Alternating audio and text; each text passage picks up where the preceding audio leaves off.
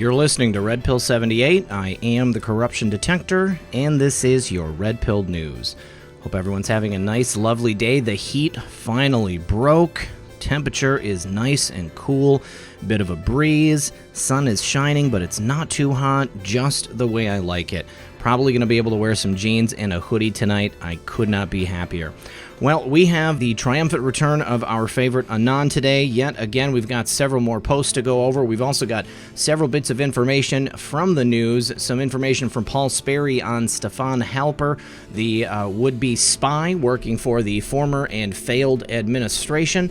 We've also got some information from Horowitz on James Comey, another investigation related to his behavior while under employment in the Trump administration. We've also got some comments from President Trump on the mainstream media, as well as some more bits of information related to the Seth Rich investigation. This is a couple years old, but it's only just now starting to surface, and it's extremely timely considering what we learned over the weekend. So sit back, relax, grab your popcorn, and we'll be right back after a brief word from my sponsor. It only takes one major disaster to remind us how fragile life is and our systems are. Recent earthquakes in California have done just that for many people. Life can change in a flash, and all too often it does. When emergencies strike, are you prepared for the days without electricity and stores being damaged or closed? Well, if not, today's a good day to make a plan and prepare for those disasters. I've done this myself, and I started with building a food storage plan. I trust and use My Patriot Supply, and I think you should too. This month, they're running a sale price for a 2-week emergency food kit on my special website, preparewithredpill78.com.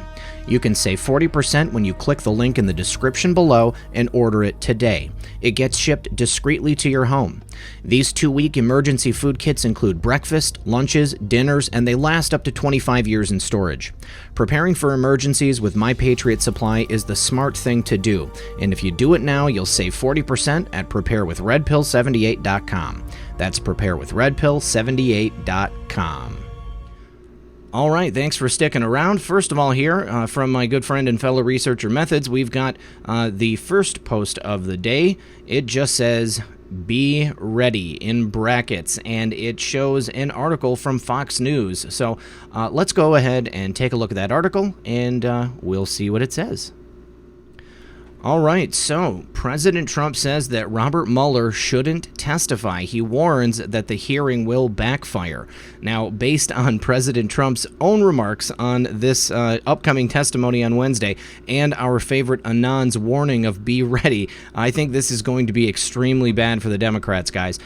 So Tennessee Republican Representative Mark Green says it is ridiculous to believe that there are more details Robert Mueller could come up with than he included in his extensive report.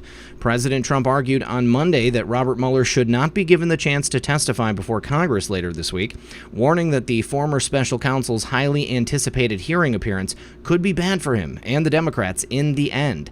Highly conflicted Robert Mueller should not be given another bite at the apple. In the end, it will be bad for him and the phony Democrats in Congress who have done nothing but waste time on this ridiculous witch hunt, Trump tweeted. Result of the Mueller report: no collusion, no obstruction. Mueller is slated to appear before both the House Judiciary Committee and the House Intelligence Committee on Wednesday for back-to-back public hearings. Later, lawmakers are expected to interview Mueller's staff behind closed doors, but it is unclear whether Mueller himself will continue to answer questions in a private setting. Mueller only spoke in public about his investigation once. In May, Mueller hosted a press conference. He did not take any reporter questions, outlining his findings, noting there was not sufficient evidence to charge a conspiracy over whether members of the Trump campaign coordinated with the Russian government during the 2016 presidential election.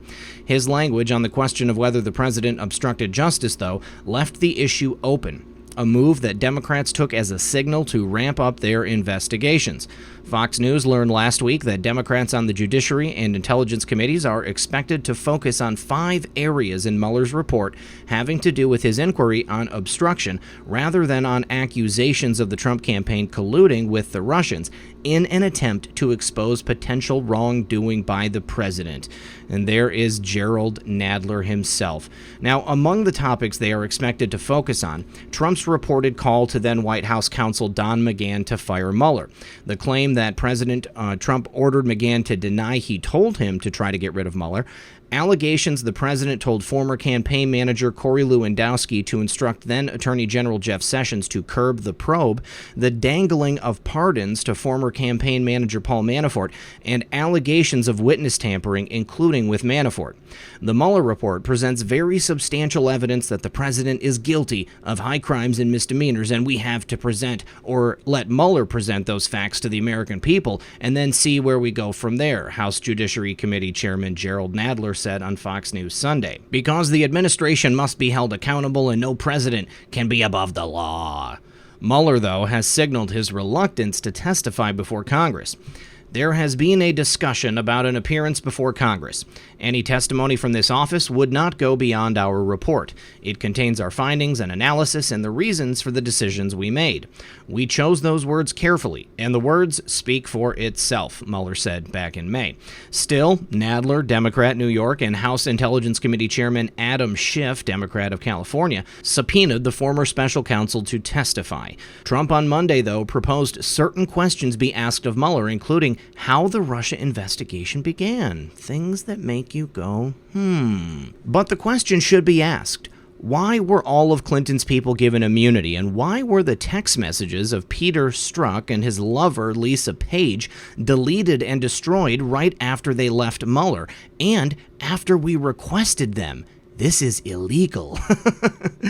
The president was referring to the FBI's deal to give immunity to those implicated in the Bureau's investigation of Hillary Clinton's use of a private email server and handling of classified information while Secretary of State during the Obama administration. The president was also referring to former FBI Special Agent Peter Strzok and former FBI counsel Lisa Page, both of whom served in Mueller's office during the early stages of the Russia investigation. Page left Mueller's office during the summer of 2017 after a short detail and returned to the FBI. Strzok, though, was removed from Mueller's team and reassigned to the Bureau's Human Resources Division after the Justice Department Inspector General discovered a series of anti-Trump and politically charged text messages exchanged by Strzok and Page. Page resigned from her post in May of 2018, and Strzok was fired from the Bureau in August of 2018. Now, the president and congressional Republicans have been asking questions about Strzok and Page and how the Russia investigation began for months. Senate Judiciary Committee Chairman Lindsey Graham, Republican of South Carolina, vowed in March to probe the origins of the investigation, and Attorney General Bill Barr appointed U.S. Attorney from Connecticut John Durham to examine the origins of the probe, including all intelligence collection activities related to the Trump campaign during the 2016 presidential election, alleged misconduct, and alleged improper government surveillance, all of which we know they committed. But Nadler said he isn't worried about Republicans asking questions of Mueller about the origins of the probe and claimed they would only be wasting their time. It's been very clear that the Trump investigation was not predicated on the so-called dossier that they're talking about. There was nothing wrong with the FISA application. All the things they're talking about have been gone through. The Inspector General found that there was nothing wrong with the other half of what they're talking about, which is the Hillary Clinton investigation. He's finishing it, Nadler said. If they want to debate or discuss, I should say, this irrelevancy, let them waste the time. But what's before the American people now is the conduct of this president and what Mueller found about the conduct of this president and where we go from there. All right. Well, I can see why our favorite Anon posted this with the with the title "Be Ready," because there are definitely going to be some questions asked of Robert Mueller related to these activities right there. The intelligence collection activities, the alleged improper government surveillance, misconduct by people working on the Mueller team, conflicts of interest related to people on the Mueller team, conflicts of interest for Mueller himself. He and Trump had a bad business deals many years ago. So there are so many things that Mueller is going to get asked, and we know that they are definitely not in that report. Now, everything related to President Trump and any claims against him, those were definitely addressed in the report, and he has nothing to worry about. These guys, Nadler and Schiff, they are sweating it. They are sweating it hard. They are so worried. They are going to deflect. I can see Nadler pounding the gavel and saying, "This is a waste of time," when Mueller is being asked about the origins of this investigation. Clearly, we already know that the dossier was the main predication for starting this investigation because other people have already said as much. It has already been shown. So, quite frankly, Jerry Nadler, I think that what you're looking to do is a waste of time because there was no improprieties found on behalf of the president. He is innocent, no collusion, no obstruction. Say it with me. You're going to jail, Jerry Nadler. All right, and next, another post from our favorite Anon. This is a Twitter post from John Henry WUSA. Let's take a look. All right, and what does it say here? It says, well, we've never seen this before. A stealth bomber from Whitman Air Force Base flying over the National Mall. How interesting. I wonder why that would happen. Let's go ahead and take a look.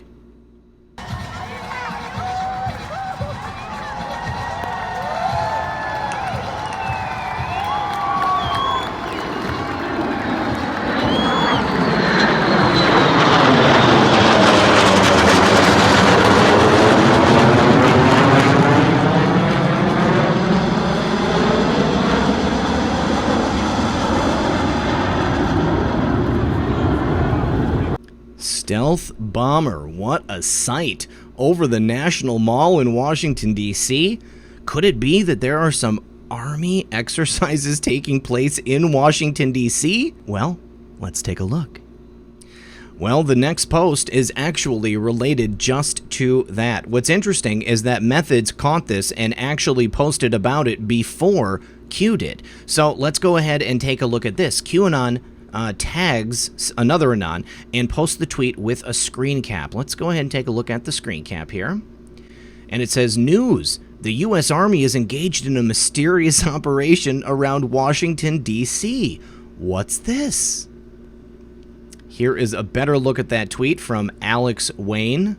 Very, very interesting. A blue check mark. Posting this article from Bloomberg. Well, since we're talking about this post and this article from Bloomberg, let's go ahead and take a look at the actual article from Bloomberg. First, I actually just want to show the tweet from Methods here. Too bad that Q didn't grab this one. He says, what? The mysterious classified information was disclosed when the Army asked for Congress for approval to shift funds to provide an extra $1.55 million for aircraft maintenance, air crews, and travel in support of an, quote, emerging classified flight mission. Ooh, let's take a look. All right, title of the article is Army Lets Slip That It's Conducting Secret Operation Around D.C. The Pentagon has revealed a few details about a secret Army mission that has Black Hawk helicopters flying missions over the Washington, D.C. area, backed by active duty and reserve soldiers.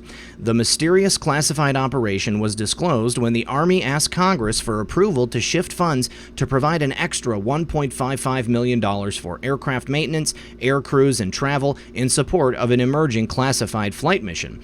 It's part of a $2.5 billion request this month to reprogram funds in the current fiscal year's budget to programs considered high priorities.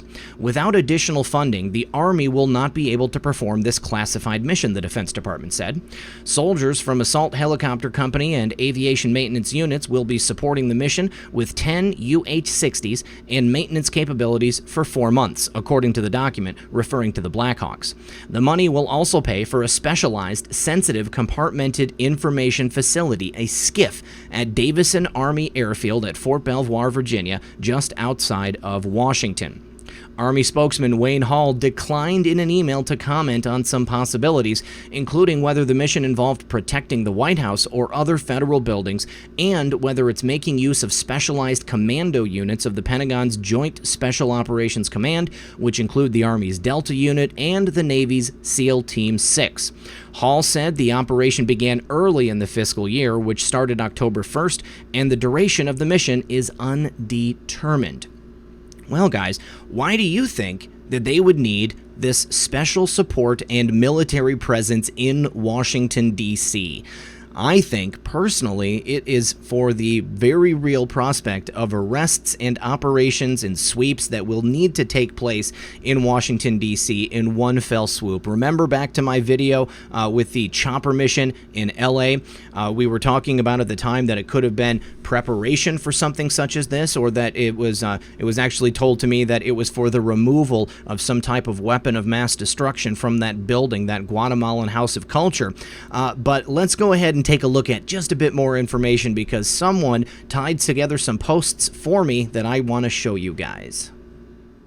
All right, here is Honeyfits. He says National Guard versus Reserves, QAnon. All right, so remember in the article it says backed by active duty and reserve soldiers. Well, go back to this post on November 1st of 2017, National Guards and Marines. Who controls the National Guard? That would be the president. Why was the National Guard recently activated in select cities within the U.S.? Can the National Guard work in coordination with the Marines? Do conditions need to be satisfied to authorize? What former president used the military to save the Republic, and what occurred exactly? Biggest drop to ever be provided on poll. Study and prepare. The masses tend to panic in such situations. No war, no civil unrest, clean and swift. So I think clearly here, at the behest of the president, the National Guard has been authorized to set up shop, in particular in D.C. The Marines are controlled directly by the president. They are the best of the best in our military services, not knocking anybody else, but the Marines are bulldogs, okay? So they are doing these operations here in Washington, D.C. with a B-2 stealth bomber along with Black Hawk helicopters and who knows what else. This is going to allow them to swoop in, pick off the people that they need to pick off, and swoop them out and take them where to? Guantanamo Bay. Now, what conditions need to be satisfied to authorize? Let's take a look at that. Well, I would think that a national emergency and martial law needs to be declared in order for the troops to be active on our streets. And look at this from the White House. This is an official press release for immediate release on July 22nd, just today. A continuation of the national emergency with respect to transnational criminal organizations. I am continuing for 1 year the national emergency with respect to transnational criminal organizations declared in Executive Order 13581. Let's go ahead and take a look at the full press release. All right, so this is the text right here, and it says that on July 24th, 2011, by Executive Order 13581, the President declared a national emergency with respect to national criminal organizations pursuant to the International Emergency Economic Powers Act to deal with the unusual and extraordinary threat to the national security, foreign policy, and economy of the United States by the activities of significant transnational criminal organizations. The activities of significant transnational criminal organizations have reached such scope and gravity that they threaten the stability of international political and economic systems. Such organizations are becoming increasingly sophisticated and dangerous to the United States. They are increasingly entrenched in the operation of foreign governments and the international financial system, thereby weakening democratic institutions, degrading the rule of law, and undermining economic markets. These organizations facilitate and aggravate violent civil conflicts and increasingly facilitate the activities of other dangerous persons. On March 15, 2019, by Executive Order 13863, I took additional steps to deal with a national emergency with respect to transnational criminal organizations, in view of the evolution of these organizations, as well as the increasing sophistication of their activities, which threaten international political and economic systems and pose a direct threat to the safety and welfare of the United States and its citizens, given the ability of these organizations to derive revenue through widespread illegal conduct, including acts of violence and abuse that exhibit a wanton disregard for human life, as well as many other crimes enriching and empowering these organizations. The activities of significant transnational criminal organizations continue to pose an unusual and extraordinary threat to the national security, foreign policy, and economy of the United States. For these reasons, the national emergency declared in Executive Orders 13581 of July 24, 2011, under which additional steps were taken in Executive Order 13863 of March 15, 2019, and the measures adopted to deal with that emergency must continue in effect beyond July 24, 2019. Therefore, in accordance with Section 202D of the National Emergencies Act, I am continuing for 1 year the national emergency with respect to transnational criminal organizations declared in Executive Order 13581. So, what does this mean? Well, the original national emergency, will be running out on July 24th, so now we need to extend it for a year. Why only a year? Because that's all the time it's going to take to finish cleaning up the swamp, you guys. We are going to be done by July 24th, 2020. That is right before the election, just a few months before the election. Can you imagine the landslide victory that President Trump calls in November of 2020? Just a couple of months after completely eradicating these transnational criminal organizations, and that includes from the business, financial, and political stakes all across the board. President Trump is cleaning up the swamp, completely draining it, and that is why we have helicopters and B-2 bombers flying over Washington, D.C. in coordination with the National Guard, the Marines, and Special Ops teams, guys. It is happening. Now, lastly, from the Q post today, as far as 4 o'clock p.m. when I'm recording this, Q drops an old post, and what does it say? Ezra Cohen Watnick. Remember, Ezra Cohen Watnick was a bright young man who potentially might be a stealth bomber, Stormy Lady is saying. Let's see. There was a little bit of information about Ezra Cohen Watnick right here. Let's see. Beto's Turtle says, I've read that ECW was a referral by General Flynn. Prior Q post asks importance of partisan optics. Never been more partisan than now, in my opinion. Military helos, Mueller testimony coming. Could it finally be happening? Yes, Beto's Turtle. I believe the answer is yes. It is actually happening. Yeah. Yes! All right, and then he also posts post number 1020 right here. Used against them. National Guard now active. Referred to old drops regarding Saudi Arabia and National Guard, the wave. I think that this is referring to a wave of removals of people from the swamp. So we started with Saudi Arabia, and now the crest of the wave is coming here in Washington, D.C., and this is where the things are really going to heat up. All right, next. Real quick, earlier this week, the Pentagon's Office of Net Assessment was given until Thursday to turn over to the Senate all their records related to the clowns and the FBI's spy, Stephen Halper, and his suspicious $1 million contracts, which included 3 trips to London in 2016 and interviews with former Russian diplomats and intelligence officers. This is the guy who is trying to entrap people around Donald Trump, trying to basically feed them information, tell them that Russia had documents, that they had emails of Hillary Clinton, and trying to get them to basically admit that they were Russian agents, even though they clearly weren't. Well, so what happened was, back in fall of 2016, there was a Pentagon analyst named Adam Lovinger, and he complained to his bosses about Stefan Halper and these crazy contracts that he was getting. First of all, he was paid a total of $411,575 in 2016 and 2017 for work with the U.S. government that included basically spying on the Trump campaign. Now, internet sleuth Jacob Wohl discovered that Stefan Halper was paid $282,295 in September 2016 for research and development in the social sciences and humanities. Another Twitter sleuth identified a second payment to Halper in the amount of $129,280, making the total payments to Halper more than $400,000 from the former president's failed administration to spy on the future president of the United States. But last Thursday, Eric Felton reported at Real Clear Politics that Halper managed to collect $1.05 million from the Department of Defense's Office of Net Assessment, over 4 years of work that appears to be barely supervised and of dubious value. And previously reported, Halper's spying continued into 2017 after Trump was sworn into office, because the deep state was still spying on Trump. Here we have an email from Steph Halper to Carter Page. It says, "I thought I'd write as the summer wears on to ask how you are and what your plans are at this point. It seems attention has shifted a bit from the collusion investigation to the contemps within the White House and how or if Mr. Scaramucci will be accommodated there. I must assume this gives you some relief. We are here in Virginia enjoying a warm but quiet summer. Be in touch when you have the time. Would be great to catch up. Uncle Steph," like they're buddies. What a loser. In the fall of 2016, 12-year Pentagon analyst and whistleblower Adam Lovinger complained to his bosses about Halper's exorbitant contracts. And then in May of 2017, Lovinger was stripped of his security clearance for speaking out against those questionable contracts.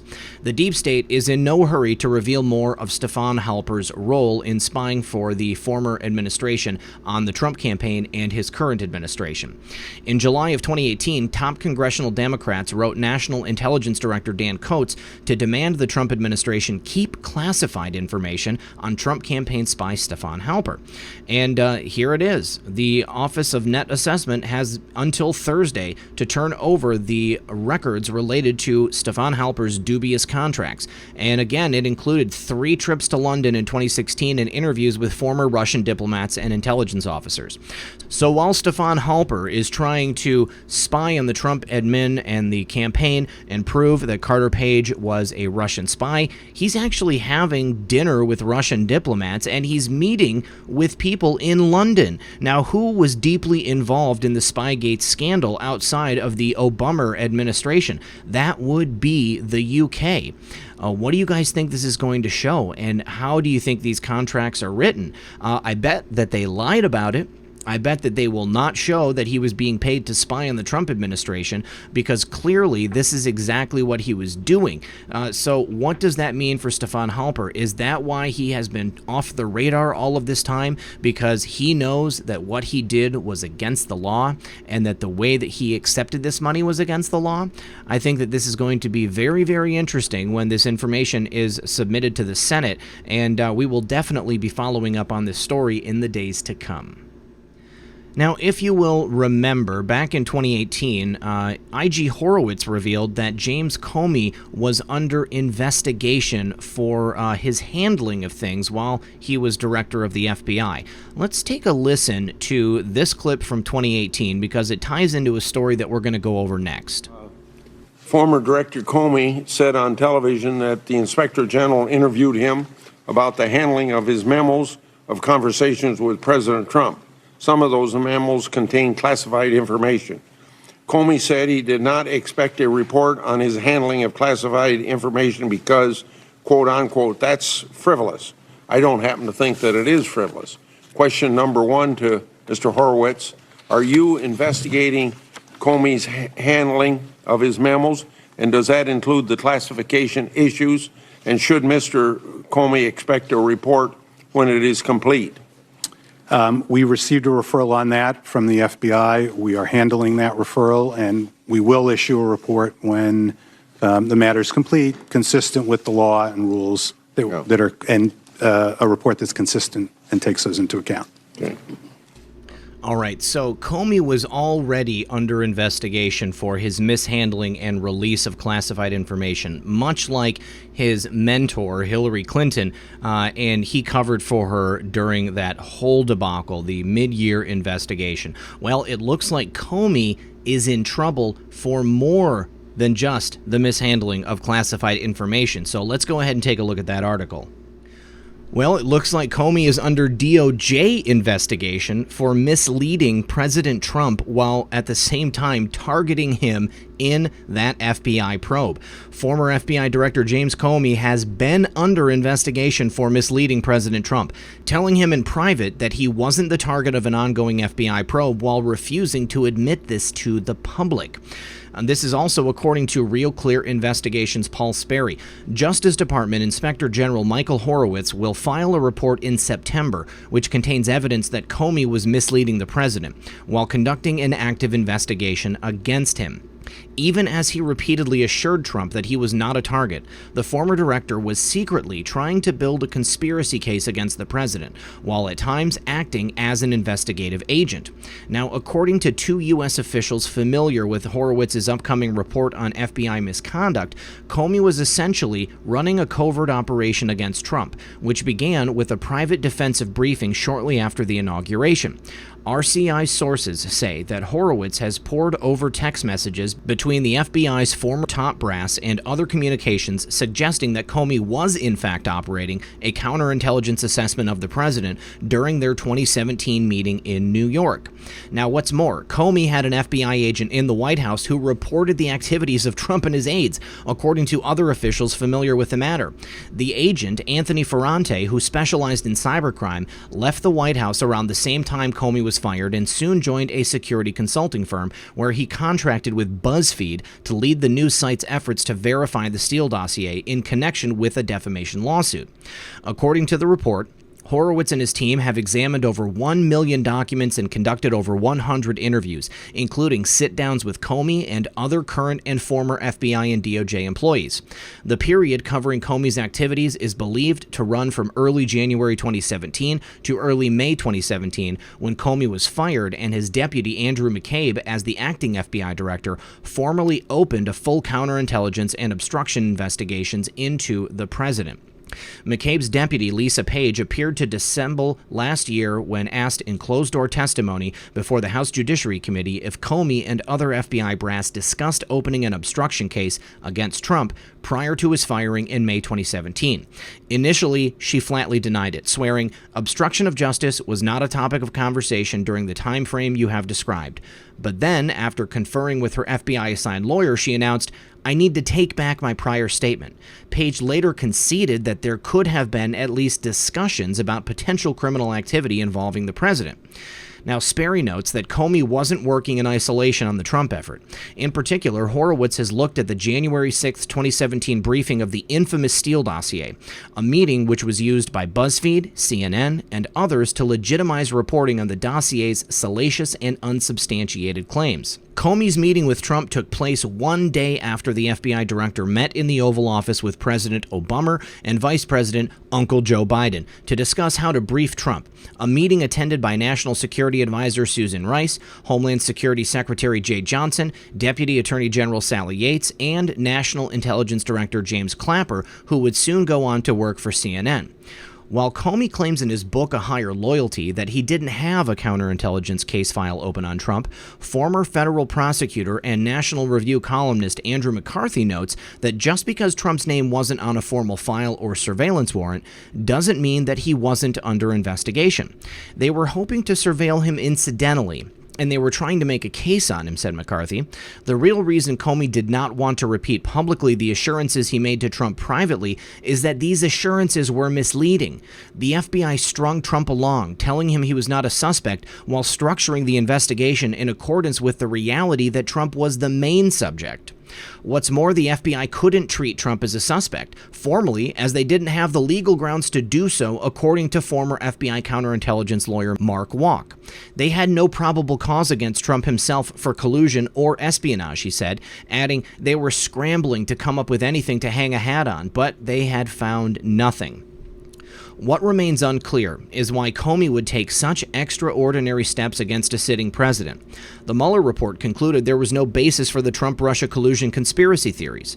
Comey himself was an early skeptic of the Steele dossier, the opposition research memos paid for by Hillary Clinton's campaign that were the roadmap of the collusion theories, which he dismissed as salacious and unverified. According to House Intelligence Committee Vice Chairman Devin Nunes, Comey and the rest of the FBI's top team, including Peter Strzok and Lisa Page, were attempting to stop Trump's presidency for political reasons. You have the culmination of the ultimate spying, where you have the FBI director spying on the president, taking notes, and illegally leaking those notes of classified information to the mainstream media, as said Nunes in a recent interview. So, James Comey is in a lot of trouble. Okay? Publicly, he would not talk about whether or not there was an investigation on Trump. Privately, he would tell Trump that there was no investigation. Clearly, he started a counterintelligence investigation against Trump. He did it covertly. He did it without probably even recording it. And then once he was out, Andrew McCabe had to officially create that counterintelligence investigation to cover his butt and to cover anybody else who was still at the FBI. Not to mention the fact that they wanted to stop the president. They wanted to stop Trump's presidency. They needed to get him out of there at any cost. This is all coming to a head, you guys. Comey is in trouble. Everybody else at the FBI that was involved in this is in trouble. So many people have been fired. So many people have been removed. So many people have become cooperating witnesses. This is not going to end well for these coup plotters, for these conspiracy nuts, the people building this fake Trump-Russia collusion narrative from the very beginning, since even before President Trump became president. They had this in the can and ready to go. They were so willing and ready to get President Trump on any little bit they could. All right, guys, this is very exciting times. I hope that everyone is ready to see what starts going down in D.C. Keep in mind, we are expecting a Comey report. We are expecting the D-class. We are expecting more from Horowitz.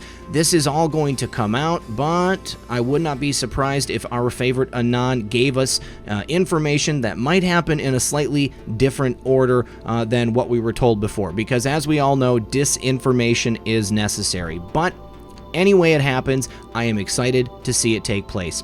All right, folks, that is all I have for you today. I want to thank everyone for joining me. As always, this has been Red Pill 78. I am the Corruption Detector, and this was your Red Pill News. Good luck, everyone, and God bless.